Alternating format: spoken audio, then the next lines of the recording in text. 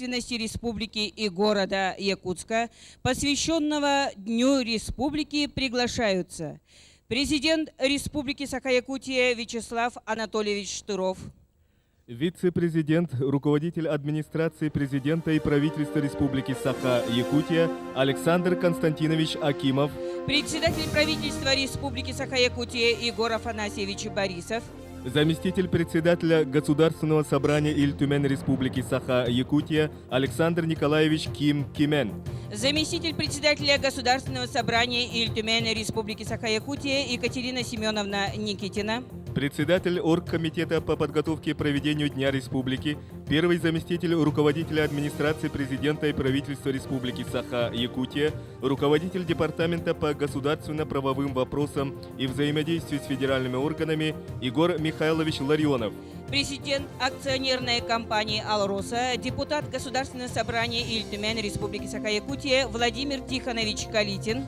вице-президент акционерной компании «Алроса», кавалер ордена Республики Саха-Якутия «Полярная звезда», депутат Государственного собрания Иль-Тюмень Республики Саха-Якутия Василий Михайлович Власов, председатель Конституционного суда Республики Саха-Якутия Дмитрий Николаевич Миронов, председатель Верховного суда Республики Саха-Якутия Людмила Тимофеевна Горьева, председатель арбитражного суда Иван Николаевич Федоров, прокурор Республики Саха-Якутия Николай Васильевич Мельников, министр культуры и духовного развития Республики Саха-Якутия Андрей Савич Борисов, первый заместитель главы муниципального образования город Якутск Николай Васильевич Лепчиков, президент Академии духовности Республики Саха-Якутия, народный художник Якутии, почетный гражданин Республики Саха-Якутия Афанасий Николаевич Осипов, председатель Высшего совета старейшин Республики Саха-Якутия,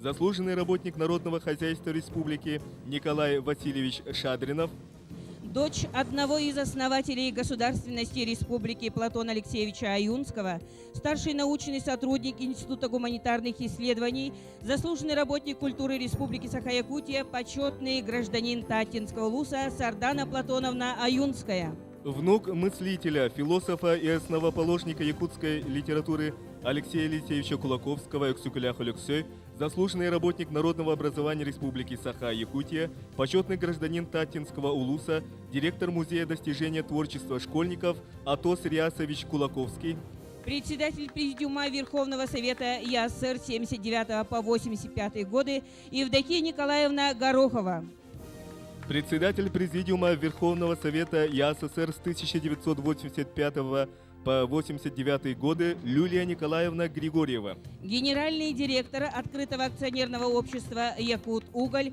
Владимир Филиппович Петров, герой социалистического труда, почетный гражданин Республики Саха-Якутия, генеральный директор акционерной компании «Золото Якутии» Тарас Гаврилович Десяткин, герой социалистического труда Михаил Семенович Сергеев, герой социалистического труда Михаил Федорович Спиридонов, полный кавалер ордена Трудовой славы Май Савич Третьяков, машинист бульдозера автотранспортного бульдозерного участка номер 1, председатель Совета бригадиров открытого акционерного общества холдинговой компании «Якут-Уголь» Петр Дмитриевич Мелешин, чемпион Олимпийских игр, главный судья третьих международных спортивных игр «Дети Азии» Павел Павлович Пенигин, электромонтер якутской ГРЭС Тимур Коммунарович Ермолаев, директор торгово-закупочного центра «Эрель» Горного улуса Розалия Афанасьевна Заровняева,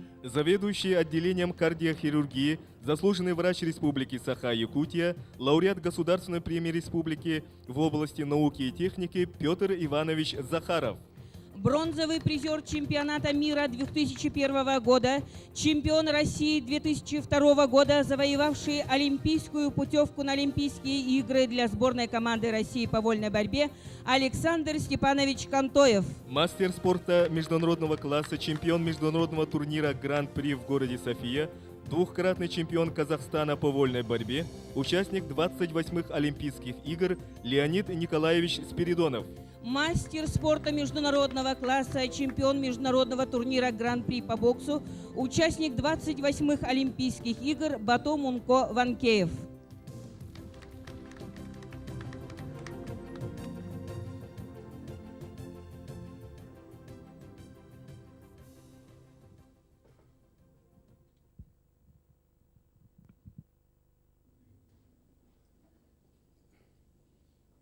Уважаемый Вячеслав Анатольевич, уважаемые депутаты Государственного собрания Ултумен, судьи Конституционного суда, члены правительства, уважаемые участники торжественного заседания, дорогие ветераны войны и труда.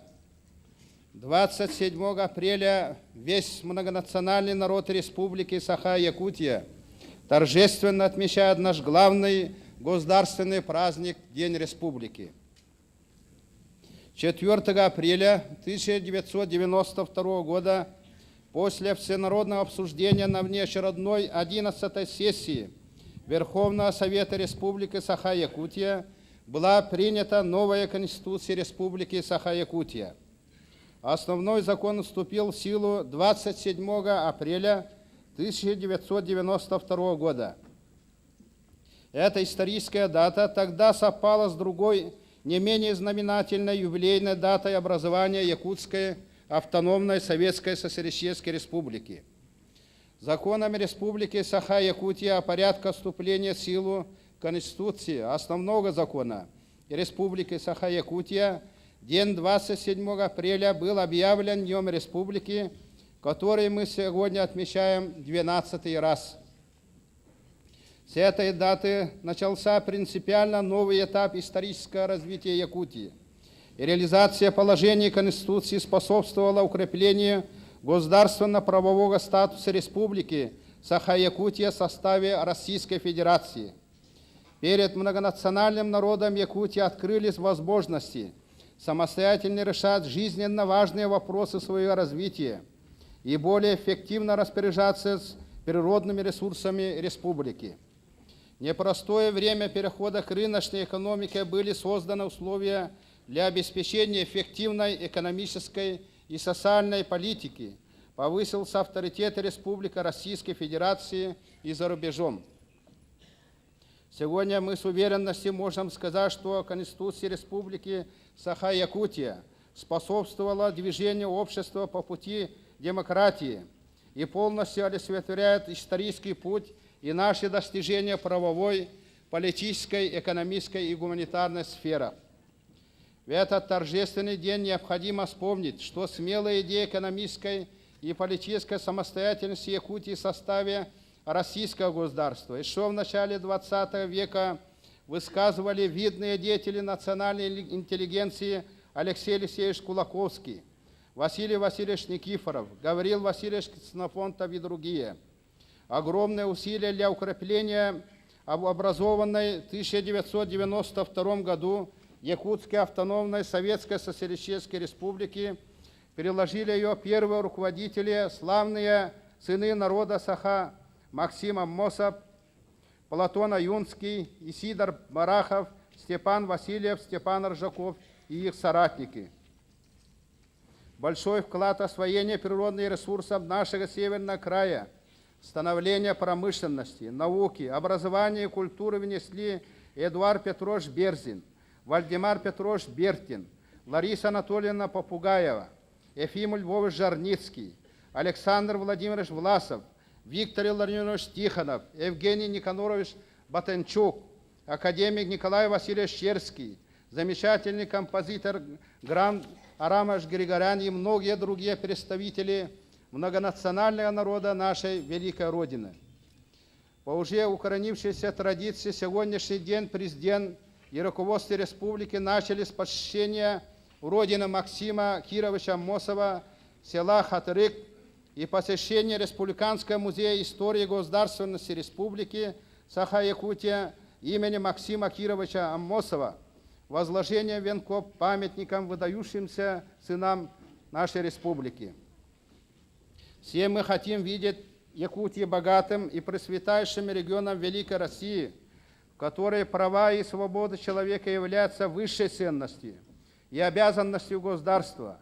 Именно это закреплено в Конституции Республики. Но никто, кроме нас самих, не сможет внести вклад в процесс развития и укрепления родной республики, которая сегодня уверенно движется вперед в соответствии с программами, разработанными по инициативе нашего президента Вячеслава Анатольевича Штурова. Ведется повседневная работа по созданию новых бюджетообразующих отраслей, нефтяной и газовой, активно развиваются алмаза и золотодобыча, строятся новые горно-обогатительные комбинаты, транспортные коммуникации, успешно реализуется президентская программа социально-экономического развития села, программа газификации села, свершилась давняя мечта жителей Заречного Улуса, природный газ переходит в их дома, большое внимание уделяется программам развития образования, здравоохранения, высшей школы, культуры и спорта и реализации здорового образа жизни. Признанием достижений республики стало вручение нашему президенту Вячеславу Анатольевичу Штурову по итогам 2003 года как руководителю лучшего региона России ордена за честь и доблесть и символа высшего общественного признания статуэтка Золотого Олимпа, главная всероссийская премия «Российский национальный Олимп».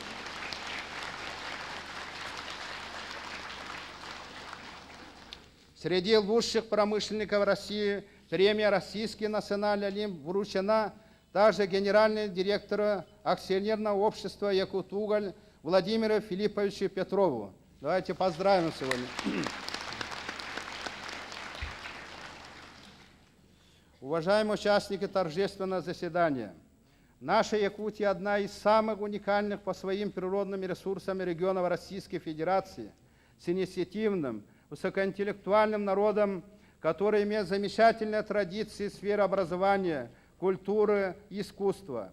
Думая, что лозунг «Мы, якутяне, только своим трудом добьемся достойной жизни для себя, своей семьи, своей республики и страны», консолидирует и объединяет нас. С праздником, дорогие якутяне! Разрешите торжественное заседание, посвященное Дню Республики, считать открытым.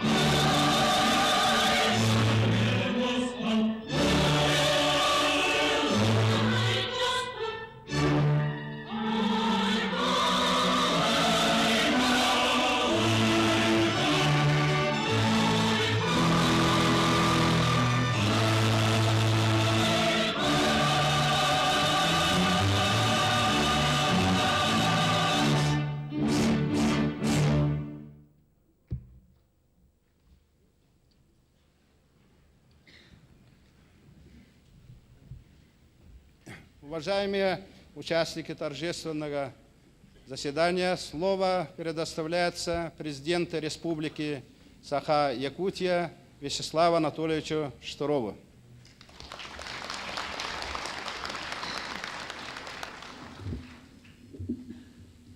Уважаемые товарищи, дорогие друзья, Завтра для всех жителей нашей необъятной республики праздник. Праздник, день, который мы называем День Республики, потому что более 80 лет назад, именно в этот день, 27 апреля, была основана Якутская автономная советская социалистическая республика, исторически первая форма государственности на территории нашей Якутии. По традиции, в преддверии праздника президент республики, актив республики посещает село Хатырык, родину одного из основателей нашей республики, Максима Кировича Амосова. И смысл этого заключается в том, что таким образом мы хотим подчеркнуть и заслуги основателей нашей республики, выдающихся людей, которые много сделали и для Якутии, и для нашей великой родины России. А с другой стороны, таким способом мы хотим подчеркнуть преемственность всей той работы, которая ведется, неразрывную связь времен и поколений. Потому что ничего в истории не возникает из ничего на пустом месте. И мы должны всегда помнить о том, кто вложил большой вклад в развитие нашей республики, на основании чьих идей она длительное время развивалась, и продолжателями чьего дела мы являемся. Я хочу сказать, что, продолжая дело укрепления государственности Республики Саха-Якутия, в последние годы развернулась работа по всем направлениям. Это и совершенствование нашего конституционного и текущего законодательства. Я должен сказать, что в этом направлении приняты очень важные шаги. И 29 апреля 2002 года мы приняли нашу Конституцию в новой редакции. Произошло изменение в системе органов государственной власти и управления, что позволило нам в первую очередь усилить законодательный процесс в республике. И я должен сказать, что эффективно работает в последние годы наш парламент. Одной из главных задач конкретного исторического периода времени, настоящего времени, это, конечно, является переход на местное самоуправление. Я всегда говорил и говорю, что на самом деле это не самоцель, на самом деле это способ, при помощи которого мы можем, с одной стороны, учесть интересы населения республики, с другой стороны, привлечь его к решению задач, которые стоят перед республикой, сделать его хозяином своей жизни, всех жителей, всех граждан республики. В этом направлении уже достаточно много сделано, создана законодательная основа, ведется практическая работа по организации местного самоуправления на улусном уровне. Но жизнь не кончается, перед нами стоят новые задачи и проблемы. Мы должны довести самоуправление до отдельных населенных пунктов для того, чтобы обеспечить действительно вовлечение каждого гражданина в процесс управления, в процесс самоуправления. Это сложная задача, которая требует решения очень многих вопросов, организационных, законодательных, если хотите, концептуальных, как должно быть это организовано, как должна быть выстроена вся система государственного управления, как должна быть устроена в конечном итоге наша республика. Недавно состоялась научно-практическая конференция, где обсуждались все эти вопросы. И концепция перехода, развития местного самоуправления, дальнейшая работа по переходу на местное самоуправление теперь вынесена на всеобщее обсуждение всех жителей республики. И это не случайно, потому что одной из задач укрепления государственности, становления нашей республики является более широкая демократизация всей нашей жизни. Вот почему наиболее важные вопросы в жизни республики регулярно вносятся на обсуждение общественности. Мы выслушиваем мнения людей, мы выслушиваем мнения заинтересованных политических сил для того, чтобы учесть все многообразие интересов нашей республики на благо нашей республики. Демократизация общественной жизни предполагает и большую степень вовлеченности политических партий, движений, в становлении, в участии в политическом, государственном, социальном строительстве республики. Вот почему следующий выбор парламента Республики Саха-Якутия состоится с участием политических партий на региональном уровне. Вот почему мы поддерживаем и становление, и укрепление этих партий, видя в этом залог демократизации общества. Конечно же, развитие республики, становление государственности связано не только с вопросами и проблемами государственного строительства, общественного устройства, решением политических вопросов. Конечно же, в первую очередь, это решение вопросов экономического развития Республики Саха-Якутия. Вы знаете о том, и мы все участники этого процесса, что в 2002 году были разработаны специальные программы социально-экономического развития республики, которые в совокупности составляют наш пятилетний план, и мы выполняем эти программы. Я должен сказать, и пользуясь случаем, благодарить вас и в вашем лице все трудовые коллективы за успешное выполнение по итогам прошлого года большинства из этих программ и большинства задач, которые ставили мы сами перед собой. Стабильно и уверенно развивалась промышленность Республики Саха-Якутия, прежде всего ее базовые отрасли. И я хочу отметить и успешную работу наших ведущих компаний, таких как акционерная компания «Алроса», в жизни которой произошло выдающееся событие, потому что введен Нюрбинский горно-обогатительный комбинат. В число лучших предприятий Российской Федерации вошло наше объединение, а теперь уже акционерное общество открытого типа «Якут-Уголь», которое действительно на самом деле является флагманом угольной промышленности Российской Федерации. Успешно работали представители инфраструктурных отраслей, и наша компания «Якутскэнерго», и наши особенно газовики и нефтяники. Они помогли нам в трудную минуту справиться в навигационный период с поставками нефтепродуктов для нужд нашей республики.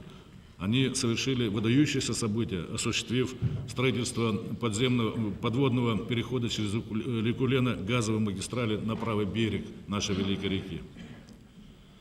Я хотел бы отметить, что стабильно работает с хорошими перспективами на будущее золотодобывающая промышленность, введен Нижанинский горно-обогатительный комбинат. Мы впервые за последние годы превысили уровень добычи золота в 20 тонн. Для нас особенно важно то, что стабильно развивалось сельскохозяйственное производство. Мы вышли на абсолютно первое место на Дальнем Востоке по объему сельскохозяйственной продукции. Есть хорошие результаты в результате выполнения государственной программы социально-экономического развития села, в первую очередь в развитии сельскохозяйственного производства и в решении подтягивания тех проблем, которые скопились на селе. Это газификация населенных пунктов, это обводнение засушенных районов, это создание первых машинно-технологических станций, это развитие сети перерабатывающих производств, это создание закупочной системы в Республике Саха-Якутия. Уверенная работа базовых отраслей экономики народного хозяйства и промышленности, и сельского хозяйства позволила увеличить валовый внутренний продукт Республики Саха-Якутия и на этой базе начать решение первоочередных социальных задач. Эти задачи многообразны. Это и повышение доходов населения. И я должен сказать, что в реальном исчислении Республика Саха-Якутия по уровню прироста доходов населения в 2003 году по отношению к 2002 году занимает первое место на Дальнем Востоке, одно из лидирующих в Российской Федерации. Это и решение тех социальных проблем, которые перезрели, которые требуют много усилий и сил, в частности, строительство школьных зданий, развитие сети медицинских учреждений. В этом направлении, конечно же, еще не то, что необходимо нам сделать, мы сделаем, но тем не менее мы ввели 15 школ, мы ввели 4 прекрасных новых больницы и поликлиники. По показателям ввода школ, больниц, поликлиник мы занимаем первое место в Российской Федерации. Мы ввели 260 тысяч квадратных метров жилья и заняли первое место на Дальнем Востоке. Все это, конечно, капля в море, но это свидетельство того, что при нормальной работе всех трудовых коллективов, при нормальном, стабильном функционировании нашей экономики мы способны решать те социальные задачи, которые длительное время не могли решить. В прошлом году в республике проведена спартакиада народов Республики Саха-Якутия. Принято решение по проведению фестиваля народного творчества.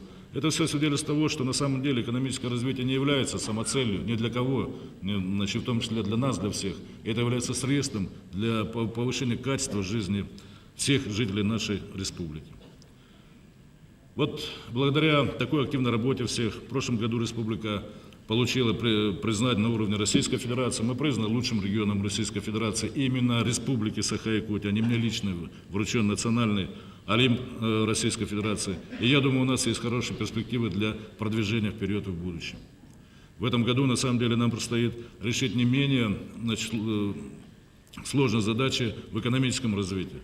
Мы должны теперь уже увеличить не на 2%, как в прошлом году, а значительно больше валовый внутренний продукт. Мы должны решить такие важные задачи, которые решали на протяжении, может быть, четверти века. Это ввод Вилюйской гидроэлектростанции, это строительство или это передача западного района Якутии в центральную Якутию, это дальнейшее развитие алмазодобывающей промышленности. Наконец-то сбудется мечта многих, и первые поезда из Томмота уйдут в любую точку нашей Родины, Российской Федерации.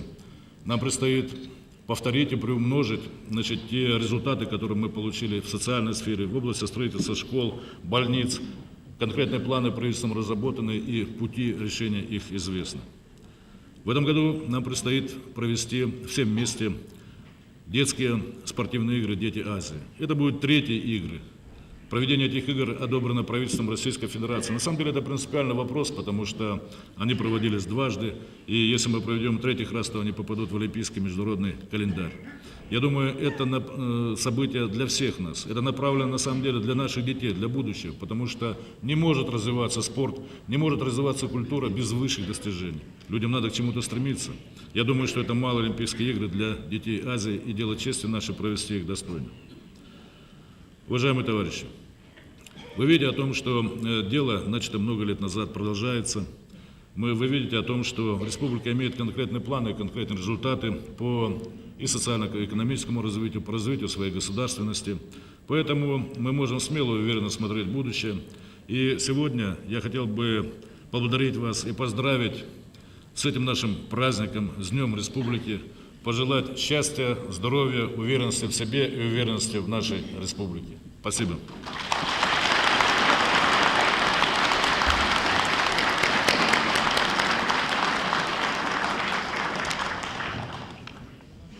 Слово для выступления предоставляется заместителю председателя Государственного собрания Ил-Тумен Республики Саха-Якутия Александру Николаевичу Ким-Кемен.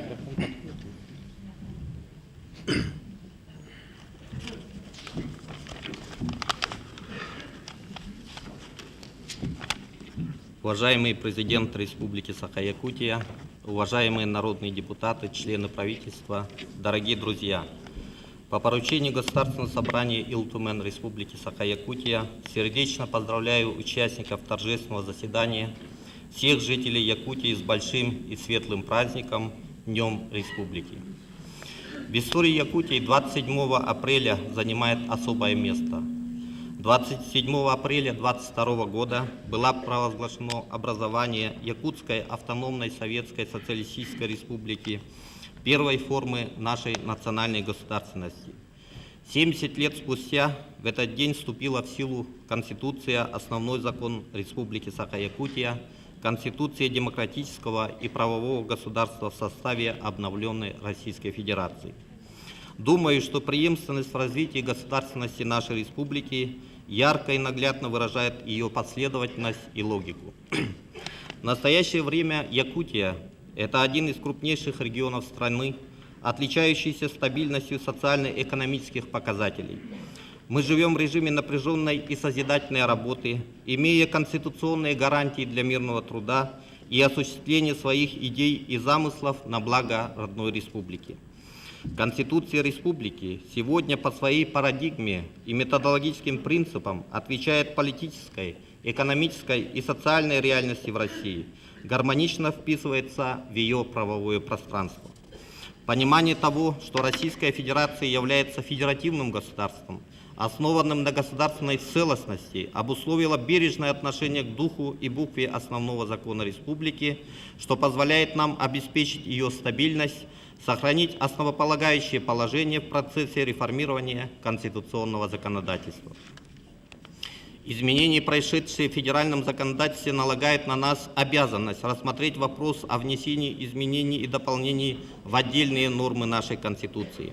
В частности, это новая редакция Федерального закона о гражданстве Российской Федерации, Федеральный закон от 7 июля 2003 года о внесении изменений и дополнений в Федеральный закон об общих принципах организации законодательных и исполнительных органов власти в субъектах Российской Федерации, предусматривающий изменения и регулирование статуса как законодательной, так и исполнительной власти субъектов Российской Федерации. Нам необходимо внести назревшие изменения в конституционные законы о Государственном собрании, о правительстве республики и принять конституционный закон о президенте Республики Саха-Якутия, а также, возможно, расширить перечень конституционных законов, включив в него закон о местном самоуправлении в Республике Саха-Якутия.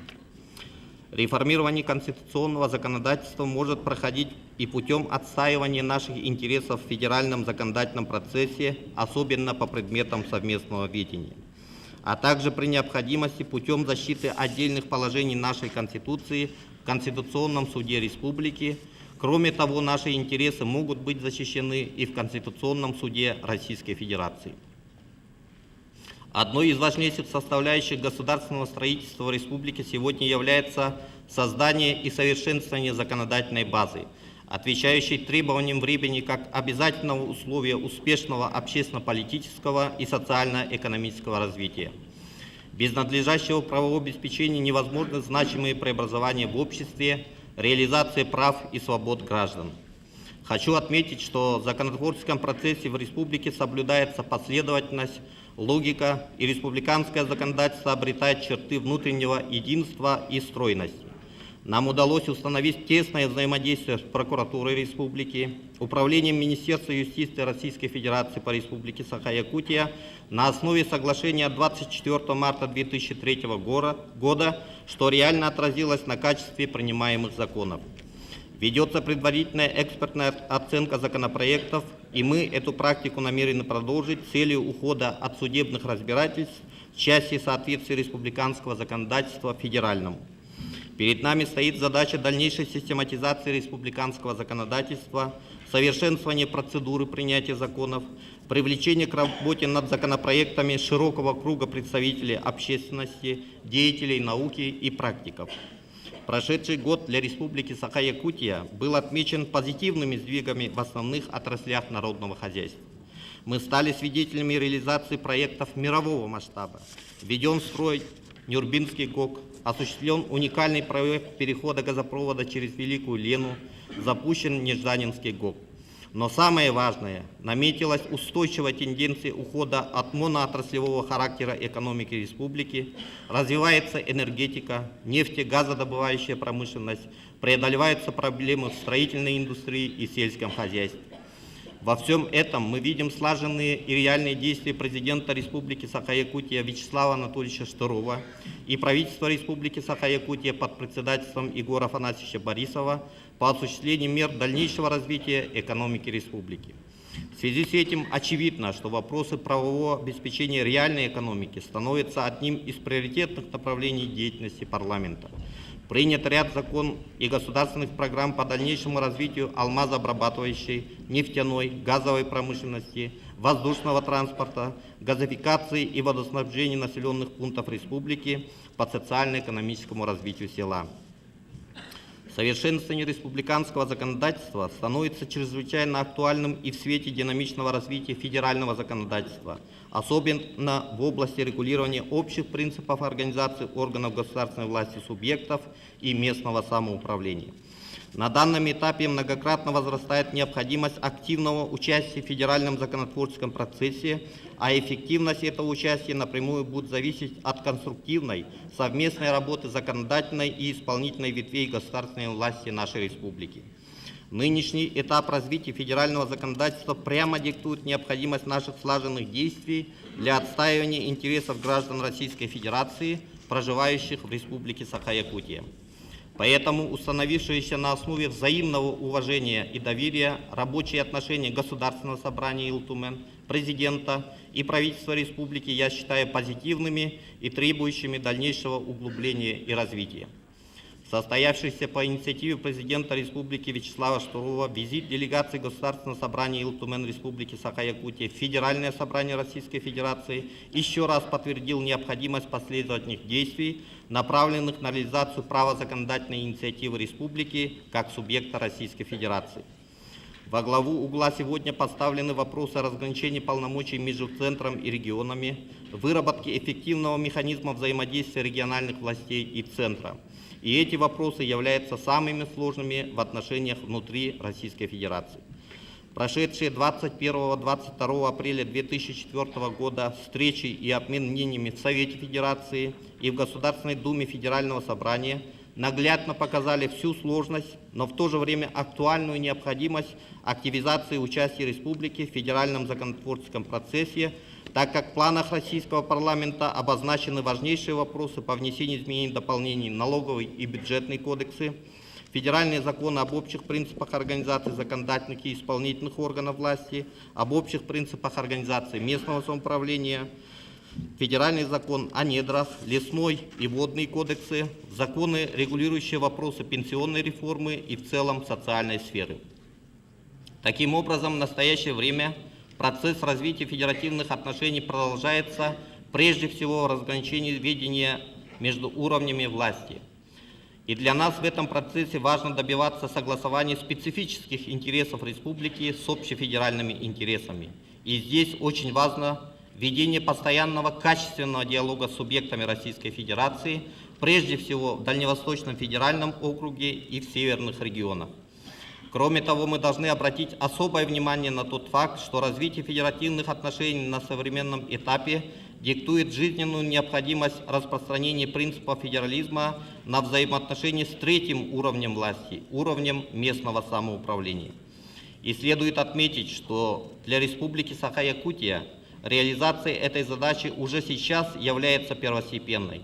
В этой связи совместная деятельность парламента республики и Совета по местному самоуправлению при президенте под председательством вице-президента республики Александра Константиновича Акимова по выработке концептуальных положений муниципального реформирования в республике дает возможность своевременного правового обеспечения и поэтапной реализации всех мероприятий с учетом наших особенностей. Таким образом, повышение ответственности органов государственной власти должно сопровождаться ростом ответственности руководителей муниципальных образований. Сегодня за представительными органами местного самоуправления республики конституционно закреплено право законодательной инициативы, в реализации которого мы видим большой потенциал для правового обеспечения муниципальной реформы, для освоения предусмотренных действующим законодательством новых возможностей самоорганизации населения. Максимальная информированность, преодоление инертности, повышение активности населения в правовом и практическом разрешении своих жизненно важных проблем в сочетании с последовательными прагматичными действиями органов государственной власти и местного самоуправления – вот те опорные моменты для дальнейшего поступательного развития нашей республики на основе Конституции Республики Саха-Якутия. Уважаемые якутяне, дорогие коллеги, примите искренние пожелания мира, процветания и благополучия. С праздником всех вас! Да здравствует Республика Саха-Якутия!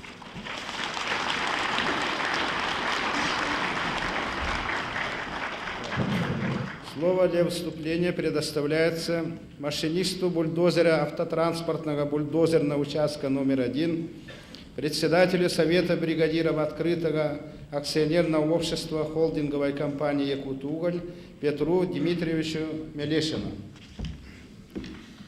Уважаемый президент, уважаемые участники торжественного вечера, мне, рабочему трудового многотысячного коллектива акционерной компании «Якутуголь», оказана высокая честь выступить на таком значительном мероприятии, посвященном Дню Республики. Наша республика прошла серьезный путь своего становления и развития. Мы видим, как в республике вновь становятся востребованными строители, появляются новые профессии, железнодорожников, дизайнеров, да что там профессии. Появились новые для республики отрасли – нефтегазовая, алмазно-гранильная. У нас в Южной Якутии мы, горняки, компании «Якутуголь», наблюдаем, как появляются новые угледобывающие предприятия на Денисовском и Чульманском месторождениях угля. Поэтому и мы стараемся не отставать от конкурентов. Так, за счет собственных средств приобрели новый проходческий комплекс для шахты Джибарики-Хая, разработали и начнем реализовывать в ближайшее время бизнес-план по приросту добычи на нашем разрезе Нерюнгринский. Отрадно отметить, что и правительство начинает разрабатывать для каждой отрасли долговременные программы развития, а это значит, будет системный подход и порядок. Пережив одну из самых противоречивых, трудных страниц переходного периода нашей истории, мы не забыли разруху, когда рубль обесценился так, что людям на него нечего было купить. Мы помним бартер, который тогда существовал. Мы вам уголь, вы нам ширпотреб, и многомесячные задержки заработной платы.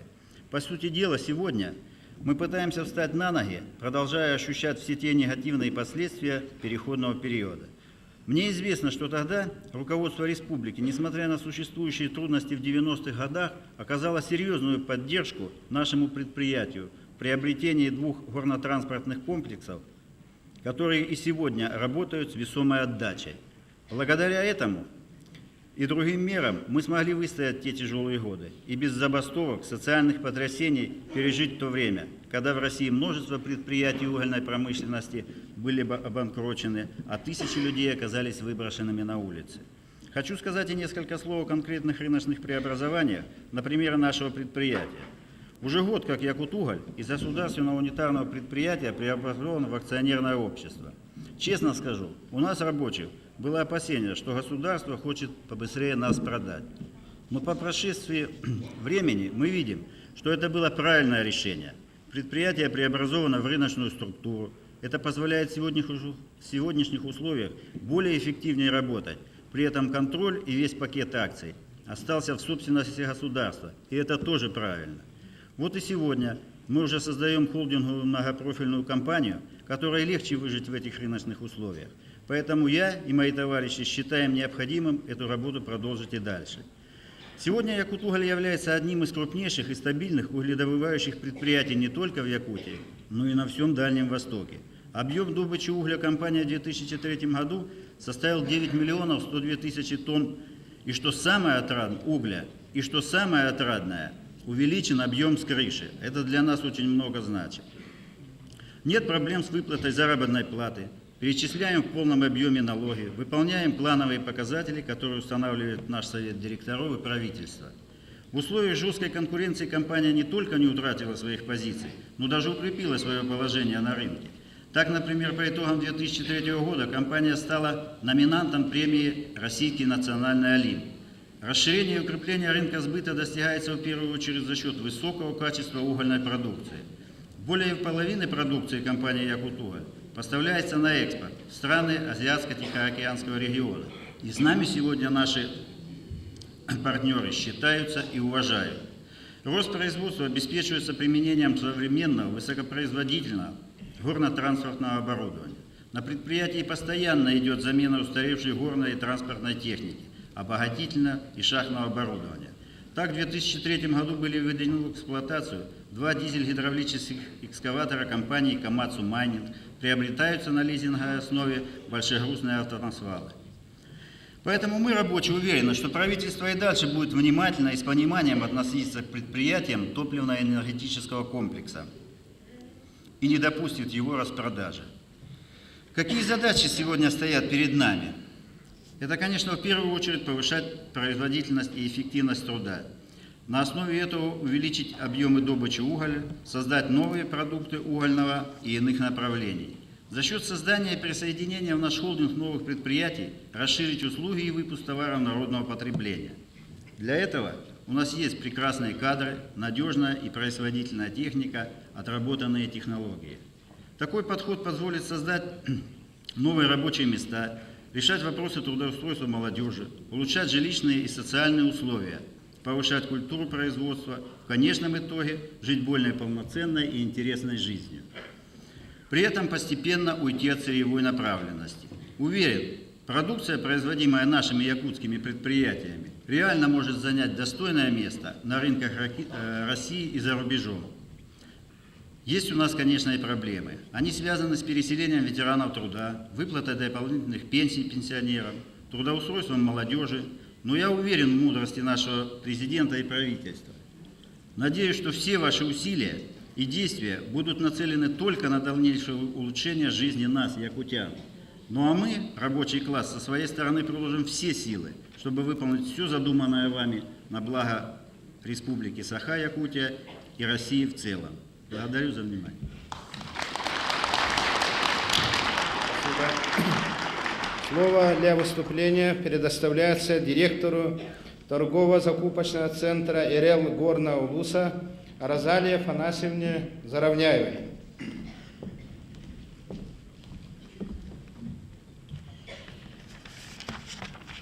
Этектаваллах Вячеслав Анатольевич, Этектаваллах Юрюлях Муньяхкаттылахтара.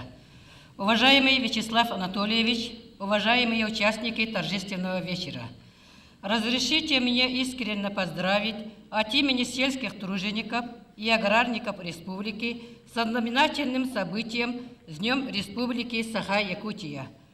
Мы, сельские труженики, с большим одобрением и радостью восприняли президентскую программу социально-экономического развития села Республики Саха-Якутия. Действительно, неблагополучная ситуация в сельском хозяйстве не может быть преодолена без экономической политики, без государственного регулирования развития агропромышленного комплекса. В программе четко определены перспективы и возможные направления развития всех форм хозяйствования на селе. Мы, сельскохозяйственные улусы, всегда страдали от отсутствия комбинатов переработки сельскохозяйственной продукции. Но в этом году наша вековая мечта исполнилась. Путем реконструкции построены и введены в эксплуатацию пищеперерабатывающие комплексы село Сунтары, город Нюрба, село Верхневилюсь, село Мугудай Чуравчинского улуса и участок Май Горного улуса. Эти пищеперерабатывающие комбинаты полностью отвечают современными технологическими требованиями. В результате обеспечивается конкурентоспособность, наращивание объема потребительских товаров. По итогам первого квартала увеличили на 18%. Например, в целом выполнении данной программы руководимый мною кооператив РЛ создал новые рабочие места на 35 человек. Средняя зарплата составляет 5600 рублей. По сравнению с прошлым годом добились следующих результатов. Товарность молочной продукции увеличилась на 32%, мясной на 7%, выпуск цельно-кисломолочной продукции на 55%, производство масла сливочного 38%, товарооборот на 42%. Доход товаропроизводителей увеличился на 61%, в том числе от закупа молока 302 миллиона рублей. Согласно протоколу президента номером 69, учитывая климатические условия горного улуса, дополнительно выделена субсидия 5 миллионов 600 тысяч рублей. В связи с вводом пищеперерабатывающего комплекса планируем заготовить 2200 тонн молока, выпустить цельно- и кисломолочной продукции 570 тонн. По сравнению с прошлым годом прирост будет в 2 раза больше. При увеличении товарной и выпускаемой продукции бюджет получит существенные прибавки в доходную часть. Наш кооператив является одним из бюджетообразующих предприятий в Улусе. В рамках реализации программы развития села при активной поддержке президента и правительства России и Республики в нашем Улусе введены в эксплуатацию больничный комплекс село Бердигастяк на 65 коек, оснащенный современной медицинской техникой. Построена школа на 165 учащихся село Кюрелях. Выполнение поставленных задач в значительной мере зависит от совершенствования топливно-энергетического баланса сельскохозяйственных улусов республики. С развитием социальной инфраструктуры на селе улучшается уровень жизни селян. Исполняется многовековая мечта тружеников села, началась газификация сельских улусов республики. Несмотря на суровые климатические условия севера, впервые в мире проложен газопровод через основное русло реки Лена, подведены газопроводы в отдельных селах Вилюйского, Кобяйского, Намского улусов. На днях 17 апреля мы, жители Улуса, стали свидетелями торжественного открытия начала строительства газопровода в Горном Улусе. Пользуясь случаем, хочется сказать слова искренней благодарности от имени селян многотысячному отряду строителей и газовиков. Уважаемый Вячеслав Анатольевич, члены правительства и депутаты Государственного собрания Иль-Тюмень, вы очень много сделали и планируете делать для сельских жителей. Мы, селяне республики, во всех делах ощущаем ваш живой интерес. Село – это не только земля, живность, техника, это люди со своими заботами и потребностями. Уважаемый Вячеслав Анатольевич, от имени аграрников, сельских жителей республики позвольте передать слова огромной благодарности, пожелания больших успехов в вашей архиответственной работе. Желаю вам и всем присутствующим крепкого здоровья, семейного благополучия. С праздником, Днем Республики, дорогие друзья! Спасибо. Слово для выступления предоставляется электромонтеру Якутской ГРЭС Тимуру Коммунаровичу Ермолаеву.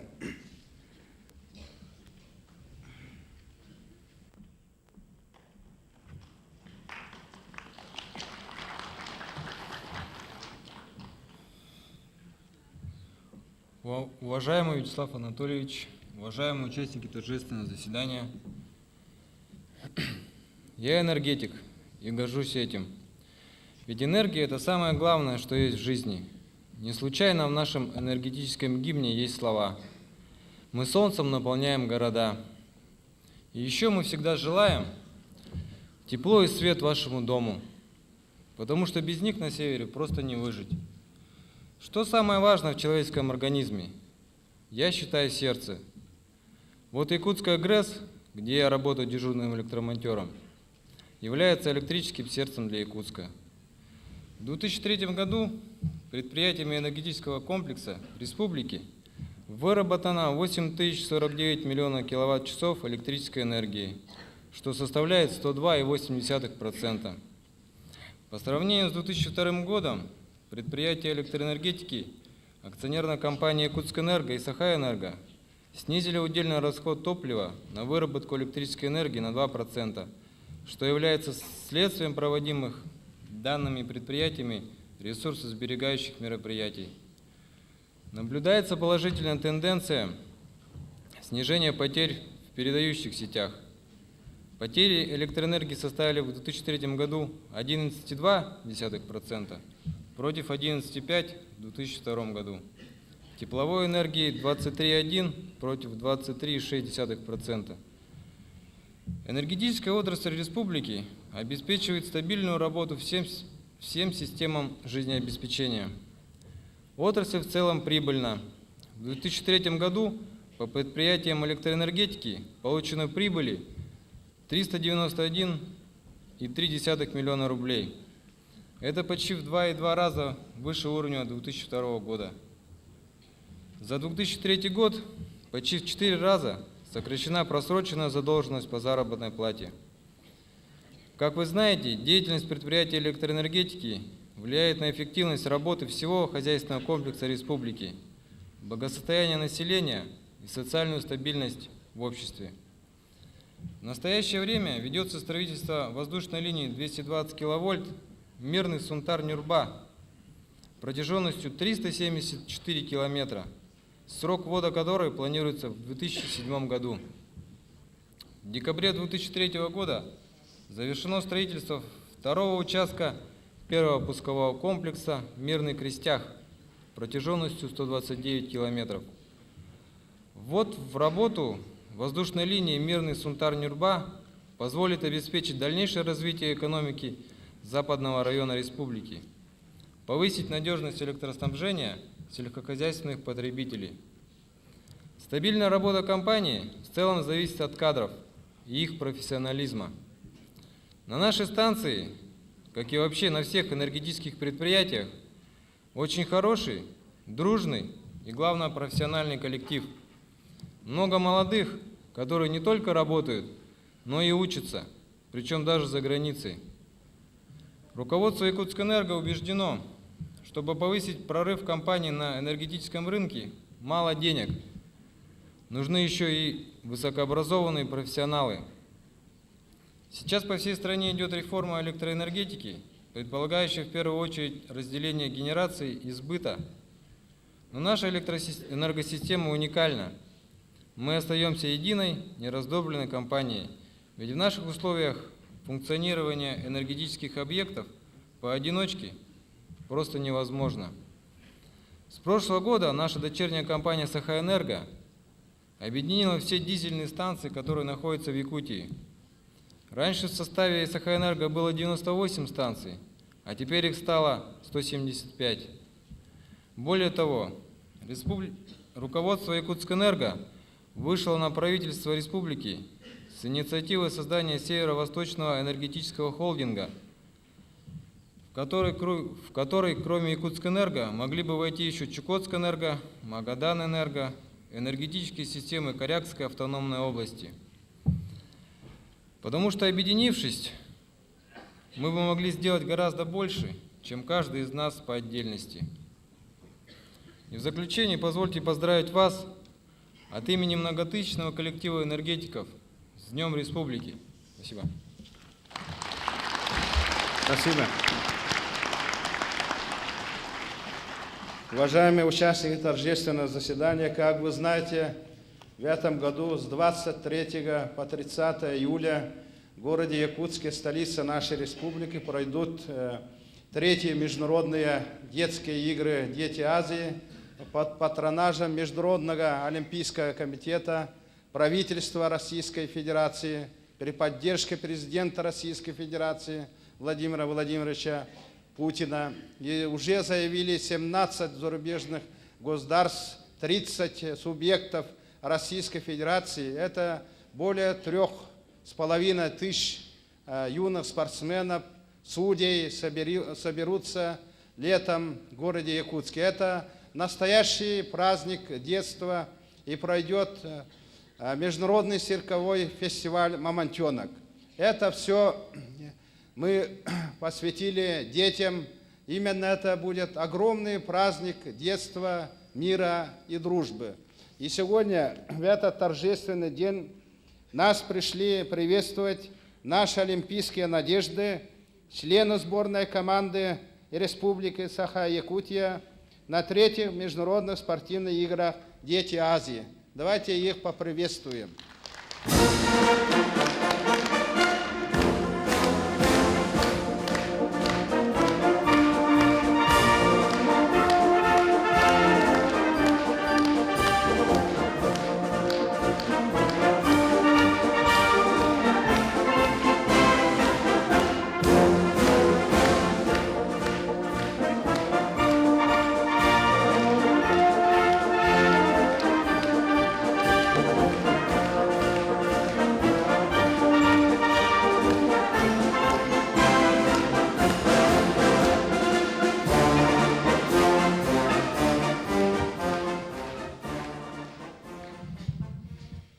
Убастауллах президент, Убастауллах республика салалтата, онна илтимен депутаттара. Азия олары, үш народтар иккердаларынағы международный турнир... Извините. Азия олары, үш народтар иккердаларынағы спортивной онылығы күттертақ, Сақа республикатын сүмердемет командатын атыттан республика күнінен ититік істендік ағардалар бүтін көңілі.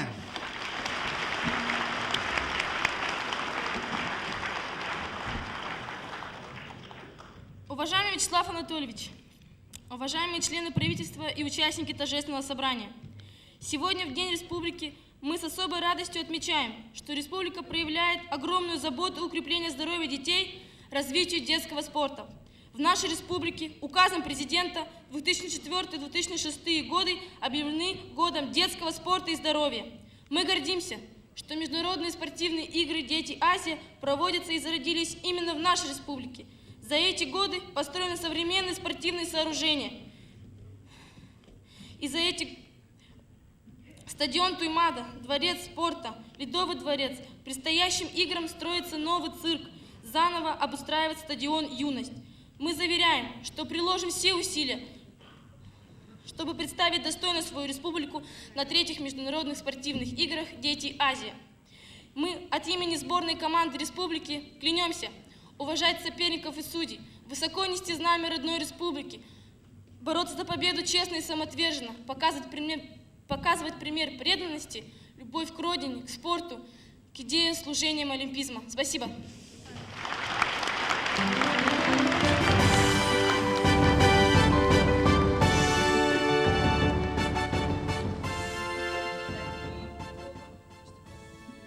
Обладатели путевок на участие в 28-х Олимпийских играх, которые пройдут в Афинах, мастер спорта международного класса, бронзовый призер чемпионата мира 2001 года, чемпион России 2002 года Александр Кантоев. Мастер спорта международного класса, чемпион международного турнира Гран-при в городе Софии, двухкратный чемпион Казахстана по вольной борьбе Леонид Спиридонов. Мастер спорта международного класса, чемпион международного турнира Гран-при по боксу Бато Мунко Ванкеев.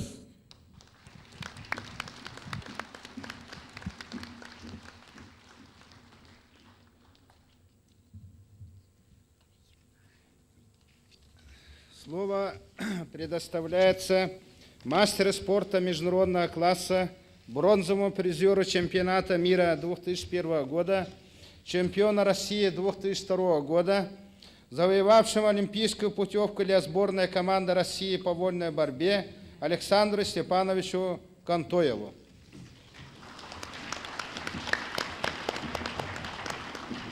Уважаемый Вячеслав Анатольевич, уважаемые участники торжественного заседания, для меня высокая честь приветствовать вас сегодня от имени спортивного сообщества республики. Этот год знаменателен для республики двумя крупными спортивными событиями. Якутия вновь примет юных спортсменов из регионов России и зарубежных стран на международные спортивные игры «Дети Азии». В августе в Афины зажжется огонь 28-х Олимпийских игр, за право на участие в которых впервые в истории республики боролись 8 спортсменов. На сегодня 5 из них завоевали олимпийские путевки.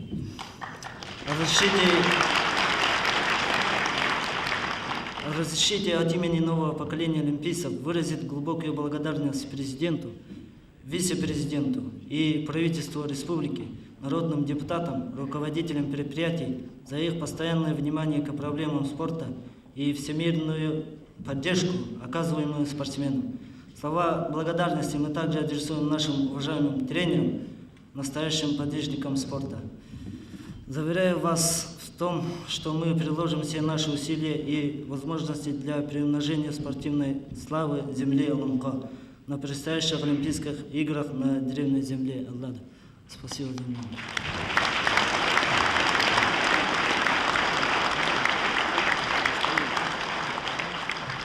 Слово для напутствия юным спортсменам республики и обладателям путевок на участие в 28-х Олимпийских играх 2004 года в Афинах предоставляется главному судье 3-х международных спортивных игр «Дети Азии», государственный тренер республики, чемпиону 21-х Олимпийских игр, заслуженному мастеру спорта СССР, судье международного экстра-класса Павлу Павловичу Илегину.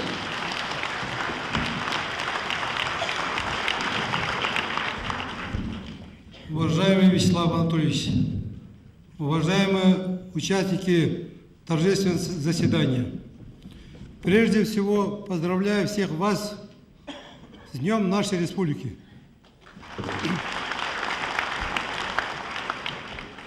Я вышел на эту высокую трибуну дать свое напутствие нашим олимпийцам, участникам 28-х Олимпийских игр в Афинах и участникам 3-х международных спортивных игр «Дети Азии», которые могу назвать малыми Олимпийскими играми «Дети Азии».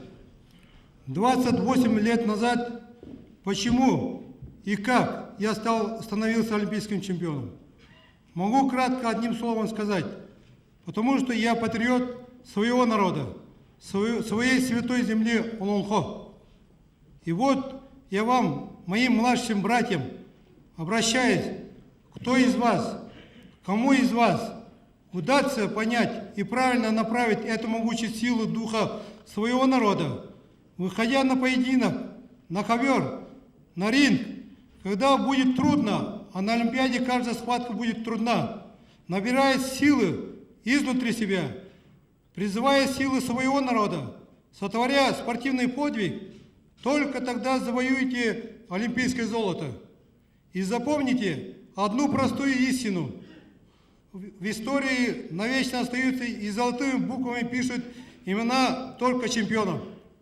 Пусть поможет достойному, наше общее желание и сила духа нашего народа. И пусть поднимется флаг нашей республики Саха-Якутия выше всех.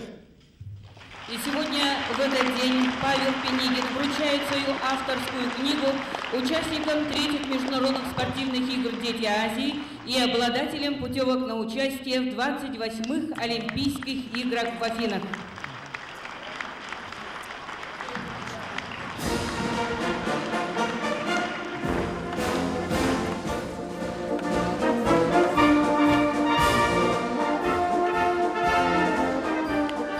Спасибо за внимание.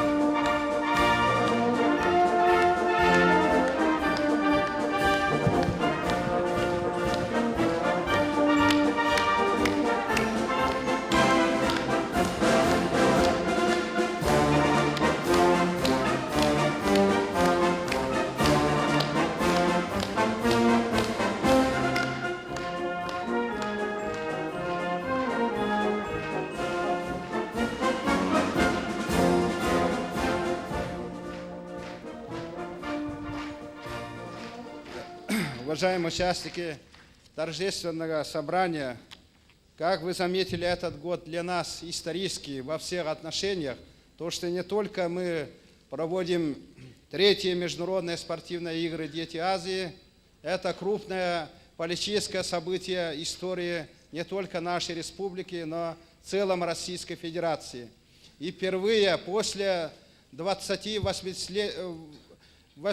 лет перерыва впервые мы напутствуем своих ребят на Олимпиаду. 5 получили путевку Олимпиаду Афины. И я думаю, что это свершится. И мы пожелаем сегодня успехов, чтобы они возвратились на родную землю с олимпийскими медалями, как Павел Пенигин, Роман Дмитриев, Александр Иванов. Спасибо. Уважаемые участники торжественного заседания, позвольте приступить к церемонии вручения государственных наград. Государственные награды вручает президент Республики Саха-Якутия Вячеслав Анатольевич Штыров.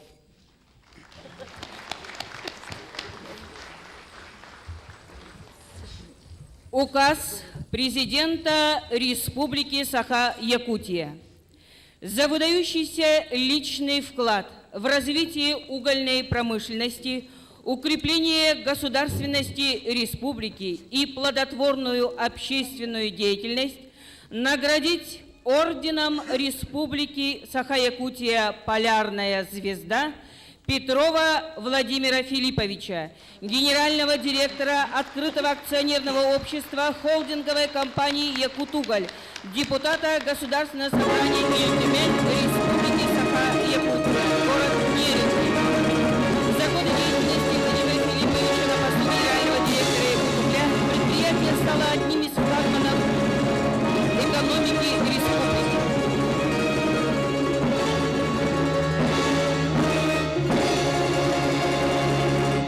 Уважаемый президент Республики Саха-Якутия, уважаемые участники торжественного собрания, высокая награда республики – это прежде всего оценка работы всего коллектива Якутугля. И я с большой благодарностью вот с этой сцены говорю большое спасибо всем работникам нашего предприятия. Я благодарен всем, кто поддержал меня в самую трудную для меня минуту становления как руководителя. Это было 6 лет назад. И, уважаемый Вячеслав Анатольевич, мы, шахтеры, поддерживаем вас во всех начинаниях, во всех программах развития промышленности республики. И в этот день я желаю всем жителям процветания и благосостояния, и чтобы республика Саха-Якутия была не только первая в регионе, но и во всей России в целом. Всего вам доброго, спасибо большое. За выдающиеся заслуги в становлении и развитии кардиохирургической службы республики и многолетнюю плодотворную работу в области здравоохранения присвоить звание «Почетный гражданин Республики Саха-Якутия» Захарову Петру Ивановичу, заведующему отделением кардиохирургии Республиканской больницы номер 1 Национального центра медицины Министерства здравоохранения Республики Саха-Якутия, кандидату медицинских наук, город Якутск. Почетному гражданину Республики Саха-Якутия Захарову Петру Ивановичу в качестве премии выделен автомобиль УАЗ-31514.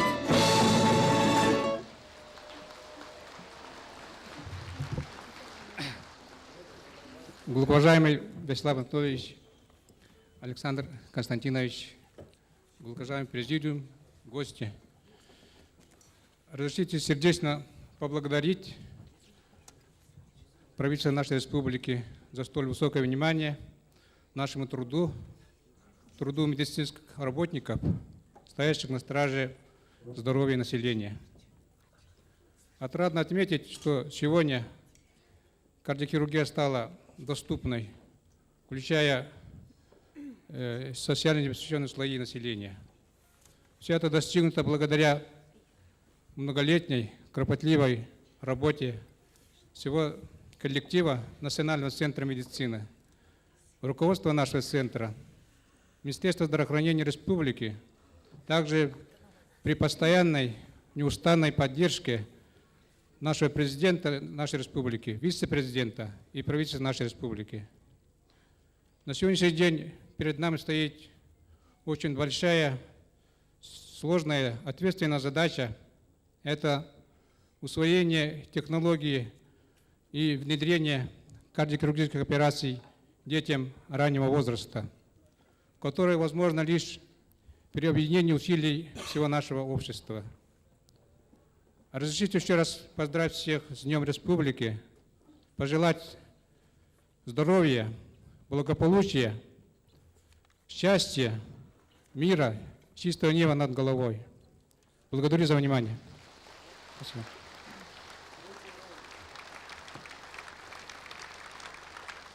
За особые заслуги в реализации государственной политики в сфере культуры и выдающийся вклад в развитие театрального искусства республики присудить государственную премию Республики Саха-Якутия имени Алексея Елисеевича Кулаковского Борисову Андрею Савичу, министру культуры и духовного развития Республики Саха-Якутия, художественному руководителю Саха-Академического театра имени Платона Алексеевича Аюнского, лауреату государственных премий СССР и Российской Федерации, город Якутск.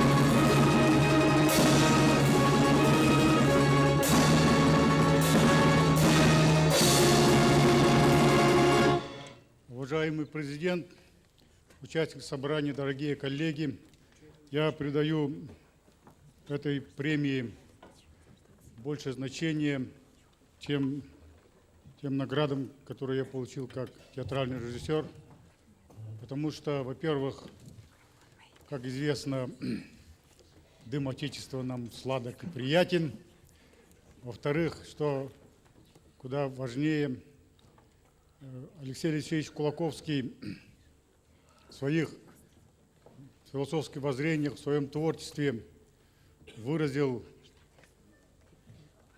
то, что рождалось в сознании народа Саха в начале прошлого века. Это его стремление к культуре, образованию, к цивилизации. И принимая эту премию, я осознаю ту меру ответственности, которую я обязан для того, чтобы его идеи и дела приумножать уже в начале нового века. И, наконец, Вячеслав Анатольевич, я считаю, что эта премия и знак признания труда меня и моих коллег по культуре и искусству, по созданию, как вы в свое время образно сказали, Серебряного века культуры нашей республики за последние десятилетия. И как дал наказ мой отец, который здесь сидит в зале, Савва Егорович Борисов, который сказал: не говори много, скажи «служу Отечеству», я выполняю, говорю «служу Отечеству». С праздником!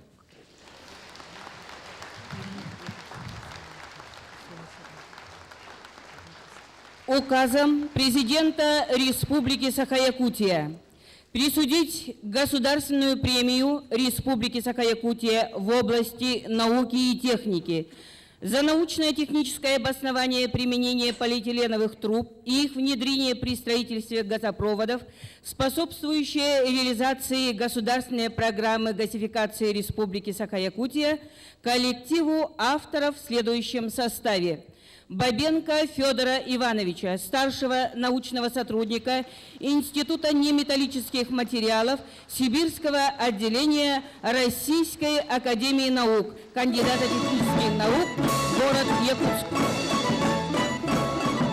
Иванова Валерия Иосифовича, генерального директора государственного предприятия «Дирекция по газификации сельских населенных пунктов «Стройсельгазификация», кандидата технических наук, город Якутск. Попова Саввы Николаевича, директора Института неметаллических материалов Сибирского отделения Российской академии наук, доктора технических наук, город Якутск. Грачева Сергея Васильевича, генерального директора закрытого акционерного общества «Хангаласский Газстрой», город Якутск.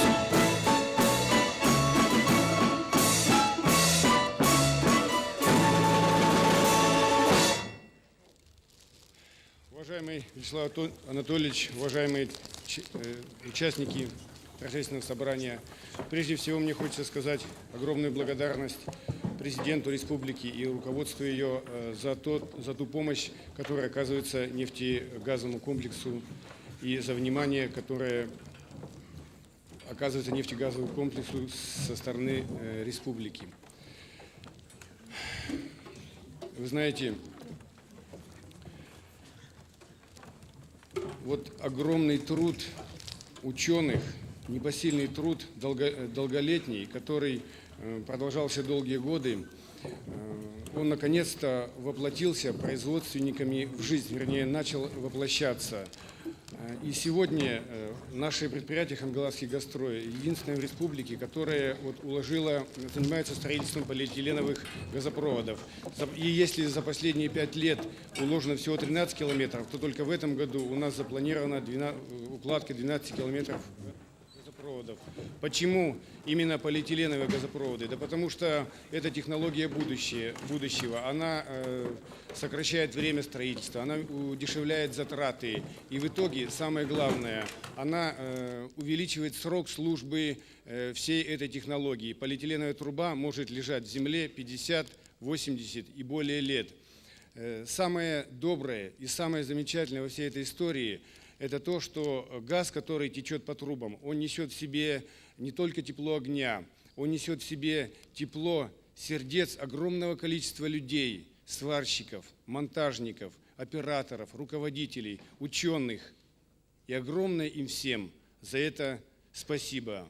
Наша команда поздравляет вас всех с Днем Республики и желает, чтобы все ваши мечты, все ваши желания обязательно исполнились. И я хочу, чтобы вы поддержали аплодисментами отдельно одного участника нашей команды, Иванова Валерия Иосифовича, по одной простой причине. У него сегодня день рождения.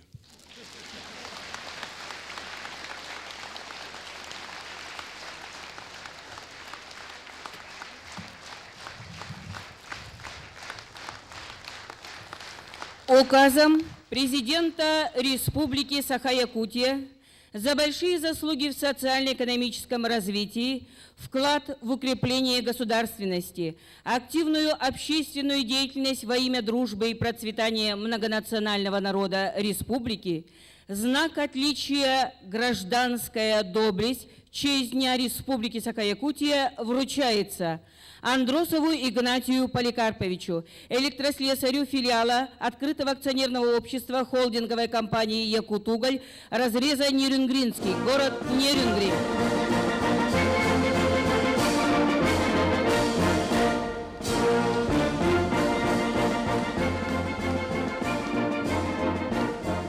Бородулину Михаилу Петровичу, водителю автомобиля Куранакской автобазы технологического транспорта общества с ограниченной ответственностью «Алдан Золото», горнорудная компания, Алданский район.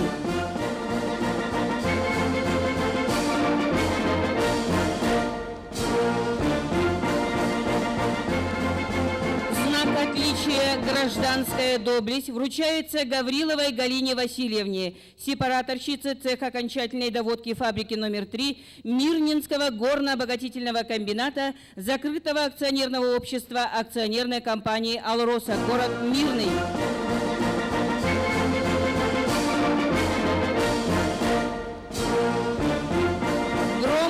Александру Николаевичу, дойеру опытно-производственного хозяйства Покровское, Министерство сельского хозяйства Республики Саха-Якутия, Хангаласский улус.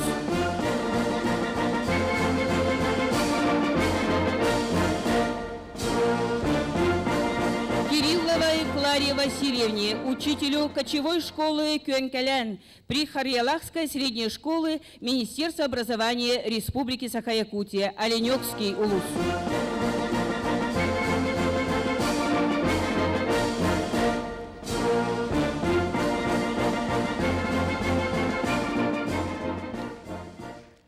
Разрешите мне от чистого сердца поблагодарить Вячеслава Анатольевича и правительство нашей республики за высокую оценку моего труда.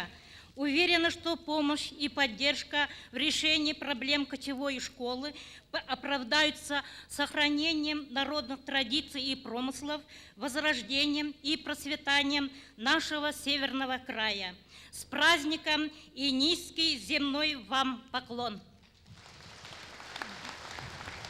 За активное участие в реализации подпрограммы обеспечения жильем молодых семей федеральной целевой программы «Жилье» на территории Республики Саха-Якутия благодарность президента Республики Саха-Якутия вручается Семенову Павлу Петровичу, председателю управления потребительского жилищно-строительного кооператива «Молодежные жилищные комплексы Республики Саха-Якутия».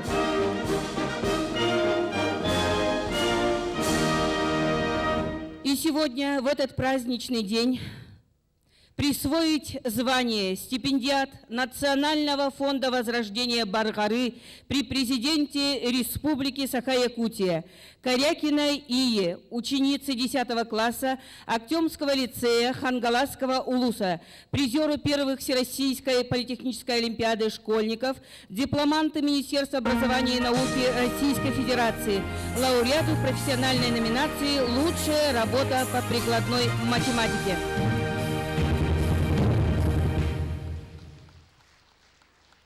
Маркову Афанасию, ученику 6 класса Намской улусной гимназии Намского улуса, кандидату в состав национальной делегации Российской Федерации для участия в Лондонском международном молодежном научном форуме, международной научной и инженерной выставке в США, участнику конкурсного отбора на международную специализированную выставку в Германии, дипломанту Министерства образования и науки Российской Федерации. Уважаемый Вячеслав Анатольевич, я от лица всех учащихся благодарю вас за поддержку образования. Желаю дальнейших успехов в работе.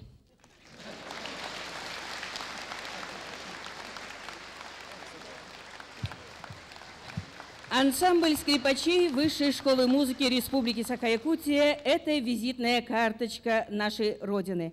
А сегодня Лариса Габышева и Станислав Фанасенко представляют своих юных учащихся. Младшую группу ансамбля скрипачей Высшей школы музыки Республики Саха-Якутия.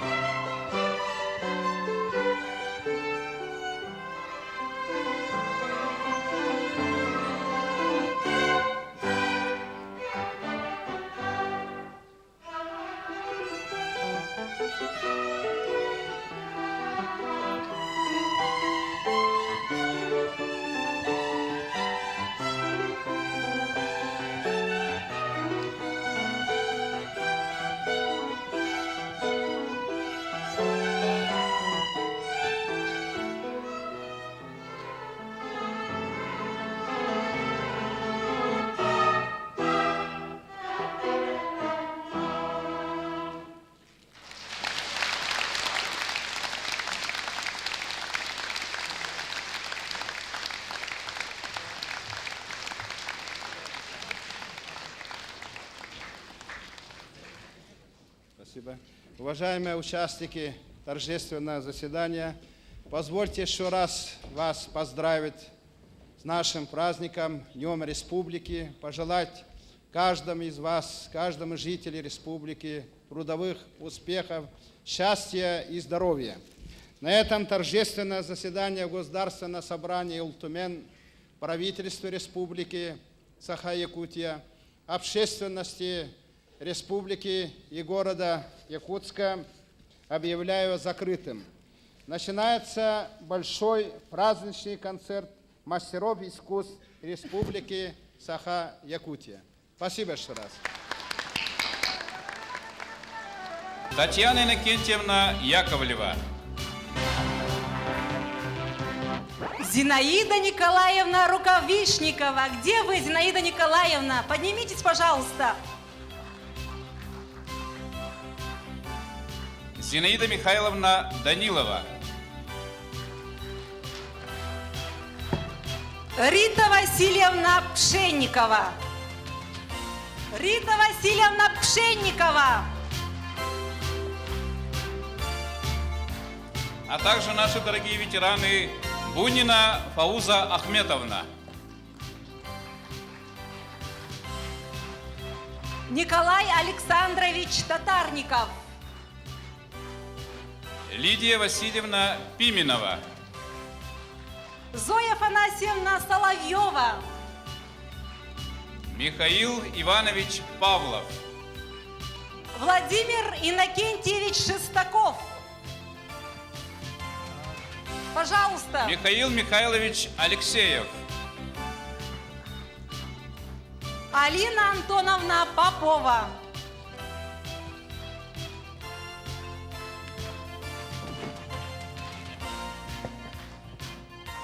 Также в этом зале сидят уважаемые ветераны, известные всей республике. Галина Михайловна Кривошапка, народная артистка Республики Саха-Якутия, заслуженная артистка Российской Федерации, заслуженный деятель искусств Российской Федерации, лауреат государственной премии имени Аюнского, почетный гражданин нашей республики. Феврония Алексеевна Баишева, заслуженная артистка Республики Саха-Якутия, народная артистка Республики Саха-Якутия, заслуженная артистка Российской Федерации, отличник телевидения и радио. Полина Константиновна Розинская, заслуженная артистка Республики Саха-Якутия, народная артистка Республики, заслуженная артистка Российской Федерации. Аиза Петровна Решетникова, заслуженная артистка Республики Саха-Якутия. А сейчас мы хотели бы представить вам заслуженных работников культуры Республики Саха-Якутия. Итак, Ксенофонтов Иван Егорович. Светлана Михайловна Бессонова. Алексей Семенович Слепцов. Валентина Васильевна Прибыткина. Николай Иннокентьевич Петров. Светлана Захаровна Ильина. Ваши аплодисменты, дорогие друзья!